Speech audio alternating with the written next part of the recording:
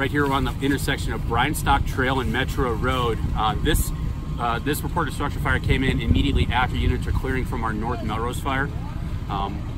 For full disclosure, this jurisdiction is going to be in the Trona County Fire Protection District, so follow up for this incident is going to be occurring with the Trona County Fire Protection District, okay? But since our units were clearing and on this side of town, we saw a large column of smoke, which reported a structure fire. First arriving units found this 20 by 40 shop behind me, fully involved in fire.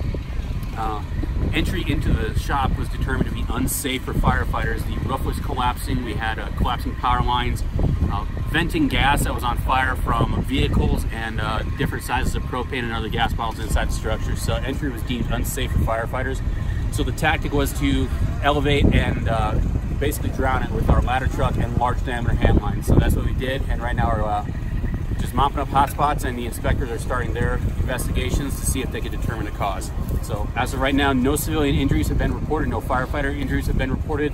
We're just all really cold and frozen along with all of our gear. So any questions, guys? Talk about some of the concerns when fighting the fire. I heard there was propane tanks and gas lines. Yeah, whenever you have those compressed flammable gases or anything like that, it creates a very high hazard for both occupants, firefighters especially too, as we commence our fire attack.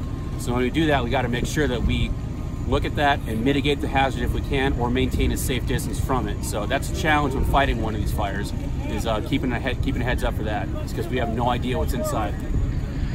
Very good. Talk about the size of this fire. How big was it? As fires go, this is a pretty good sized fire for the city of Casper, a fully involved 20 by 40 shop. By comparison, the North Melrose fire was contained down to the basement and was in just some floor joist space and in some chaseways, that sort of thing. So as fires go, this was a very large, very dynamic fire situation, easily visible since it's up here on the hill from most of town. So it's not surprising that we got several calls on it. So, but we got up here and did a very good, very fast actually, defensive attack in combination and concert with both the Trona County Fire District and Evansville Fire Department. It took a lot of water really fast, but we got it knocked down pretty quick. I'd say in approximately 20 minutes after we arrived. Very good. What else, guys? What were the challenges being so cold? Right now we're sitting at about 0 degrees. You can see my gear is completely frozen in my body. We had hose lines frozen. We had couplings on our hose where the hoses joined together, frozen shut. That took about 4 firefighters each to do that.